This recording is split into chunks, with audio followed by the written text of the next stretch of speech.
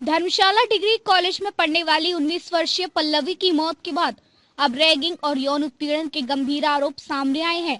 पीड़िता के पिता विक्रम कुमार के बयान पर थाना धर्मशाला में पुलिस ने इस मामले को भारतीय न्याय संहिता की धारा 75, 115(2), 3(5) जिससे यौन उत्पीड़न, स्वेच्छा से चोट पहुंचाना और समान आशय में परिभाषित किया जाता है और Himachal Pradesh educational institution ragging निषेध एक्ट 2009 की धारा 3 के तहत दर्ज किया गया है, जिसकी पुष्टि एएसपी वीर बहादुर ने की है। उन्होंने कहा कि हालांकि ये मामला सीएम हेल्पलाइन में भी गया था, जो पुलिस पर सवाल खड़े किए जा रहे हैं। सच्चाई है कि जैसे ही उन्हें इस मामले की जानकारी मिली, उन्होंने तुरंत पीड़ित परिजनों से बातचीत की तो पता चला कि बेटी के इलाज के लिए बाहर है और उन्हें बाहर से धर्मशाला वापस आने पर उन्हें इत्तलाह करने की भी अपील की गई। इस दरमियान जब बेटी की मौत हो गई तो बीते कल ही ये मामला फिर से सामने आया और उस पर अब पुलिस जांच कर रही है, जिसमें 4 छात्राओं और एक प्रोफेसर को पार्टी बनाया गया है। नमस्ते, नैन्सी अटल, अखिल भारतीय विद्यार्थी परिषद हिमाचल प्रदेश प्रदेश मंत्री। नैन्सी जी, धर्मशाला कॉलेज का एक मामला जो है वो वायरल हो रहा है। छात्रा की डेथ के बाद कई गंभीर आरोप लगे हैं और अब उसमें मामला भी दर्ज कर लिया गया है छात्राओं पे और एक प्रोफेसर के खिलाफ। क्या पक्ष है आपका इसको लेके? देखो, जो ये विद्यार्थी परिषद का जो मत है, इसमें विद्यार्थी परिषद इसकी कड़े शब्दों में निंदा करती है। पहले तो इस कैंपस में उस छात्रा के साथ 3 छात्राओं द्वारा रैगिंग करना, वो भी उसकी भी विद्यार्थी परिषद कड़े शब्दों में निंदा करती है और जो प्राध्यापक पर भी इल्जाम इस चीज के लिए लगे हैं, उसकी भी विद्यार्थी परिषद कड़े शब्दों में निंदा करती है। और विद्यार्थी परिषद का मानना है कि इस पर निष्पक्ष जांच होनी चाहिए, जो भी दोषी है उसको कड़ी से कड़ी सजा मिलनी चाहिए। जी, सबसे पहले तो मैं संवेदनाएं व्यक्त करूंगा जो पीड़ित परिवार है, जिस बच्ची की जान गई है, तो ऐसा नहीं होना चाहिए था कि एक प्राइम जो एक लॉस है पेरेंट्स को हुआ है, तो मेरी संवेदनाएं हैं पेरेंट्स के प्रति।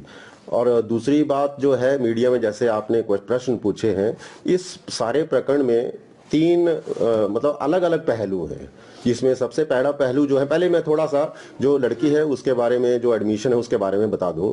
पिछले वर्ष ये बीए फर्स्ट ईयर की हमारे महाविद्यालय की छात्रा थी और इस वर्ष मतलब पिछले वर्ष ये फेल हो गई, जिसमें 3 विषयों में ये उत्तीर्ण नहीं हो पाई। और ये जो टीचर्स हैं, ज्योग्राफी के जो हमारे टीचर्स हैं, उनके पास गई कि मैंने सेकंड ईयर में एडमिशन लेनी है, लेकिन उन्होंने इसको गाइड किया कि आपकी सेकंड ईयर में एडमिशन नहीं होगी, आपकी रूल्स के अकॉर्डिंगली फर्स्ट ईयर में ही एडमिशन होगी। तो थोड़ा सा ये डिस्टर्ब थी, क्योंकि रिजल्ट आने के बाद हर कोई बच्चा जो फेल होता है वो थोड़ा सा डिस्टर्ब होता है। तो ये लड़की बार बार जो है टीचर के पास गई इसी बात के लिए बार बार। और जो अशोक जी जिनका ये नाम ले रहे हैं, उन्होंने भी इसको बोला साथ में, मतलब वो सारे इकट्ठे थे। मेरा नाम विक्रम कुमार है जी, और बेटी मेरी की कॉलेज में रैगिंग हुई है। उसकी जाति वाति को भी बोलते थे, टूल कास्ट के लिए बोलते थे उसको, एससी की, तेरी एससी कास्ट है बोला, जिसने सरों ने भी हरासमेंट किया और बच्चों ने भी किया उसको, और उसकी रैगिंग भी की। पुलिस थाना धर्मशाला के अंतर्गत पिछले दिन जो है एक सोशल मीडिया पे एक वीडियो वायरल हुआ था, जिसमें एक बच्ची जो है वो हॉस्पिटल के बेड पे जो है वो कोई स्टेटमेंट जो है दे रही है और जिसमें कोई महिला जो है उससे पूछताछ कर रही है। तो इसी सिलसिले में जब पूछताछ की गई तो यह पा गया कि एक लड़की जो कि यहाँ धर्मशाला क्षेत्र से सिद्धवाड़ी से रहने वाली थी, 19 वर्षीय, उसकी कुछ दिन पहले जो है वो मृत्यु हो गई थी और जिसकी ट्रीटमेंट जो थी वो डीएमसी लुधियाना में चल रही थी। दौरान ट्रीटमेंट जो है उसकी मृत्यु 26 तारीख को जो है वो हो गई थी, 26 दिसंबर। तो इसमें पुलिस ने जो है उनके परिवारजनों से संपर्क किया और परिवारजनों से संपर्क करने के पश्चात जो है उसके फादर की जो स्टेटमेंट है उसको रिकॉर्ड किया। तो फादर ने बतलाया कि पिछले वर्ष सितंबर मंथ में उसकी जो बेटी है भी उसके साथ जो 3-4 और लड़कियां थी कॉलेज की, तो उन्होंने उसका उत्पीड़न जो है वो किया था और एक प्रोफेसर का भी उसने नाम लिया है कि उसने भी उसका उत्पीड़न किया है, तो जिसकी वजह से वो डिप्रेशन में बाद में चली गई थी। तो इसमें फर्दर जो है पुलिस ने जो उसकी स्टेटमेंट है, फादर की स्टेटमेंट है, उस पर एफआईआर रजिस्टर की है और अभी एफआईआर करने के पश्चात जो है इसमें फर्दर जांच जो है हम कर रहे हैं।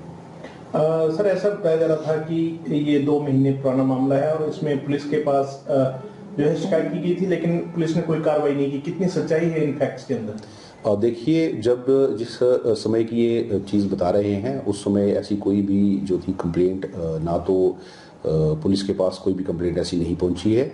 अभी कॉलेज में ये कंप्लेंट कोई दी गई है इनके द्वारा या नहीं दी गई है, उसके बारे में अभी जांच पड़ताल करने के बाद पता चलेगा। परंतु जो सरसरी तौर पे पता चला है कि 20 दिसंबर को एक सीएम हेल्पलाइन पोर्टल पे एक कंप्लेंट जो थी इनके परिवारजनों द्वारा दर्ज करवाई गई थी। क्या करते हैं? मैं डॉक्टर विक्रम श्रीवास्तव हूँ। यहाँ पे मैं सह प्राध्यापक हूँ फिजिक्स डिपार्टमेंट में, और यहाँ की जो यूनिट है उसका भी मैं प्रधान हूँ। जीटीसीए धर्मशाला के जो एक आपके कुलीग हैं उन पर जो है एफआईआर दर्ज हुई है, उस मामले को आप किस तरह देखते हैं और आप लोगों की इस संबंध में क्या कहना है और क्या मांग आप करेंगे इसमें?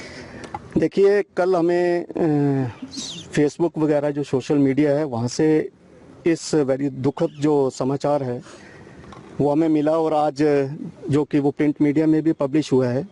तो सबसे पहले तो मैं जो शोक संतप्त परिवार है उनके लिए मैं अपने और अपने पूरे स्टाफ की तरफ से बड़ी गहरी संवेदनाएं व्यक्त करता हूं। किसी भी बच्चे के साथ अगर ऐसा होता है तो ये बहुत ही दुखद है, और अध्यापक होने के नाते हम ये जो बच्चे होते हैं इनको एक बच्चों की तरह ही देखते हैं, बेटे और बेटियों की तरह देखते हैं, और उनका जो ऐसा दुखद निधन हो तो ये हमारे लिए भी बहुत दुख की बात है।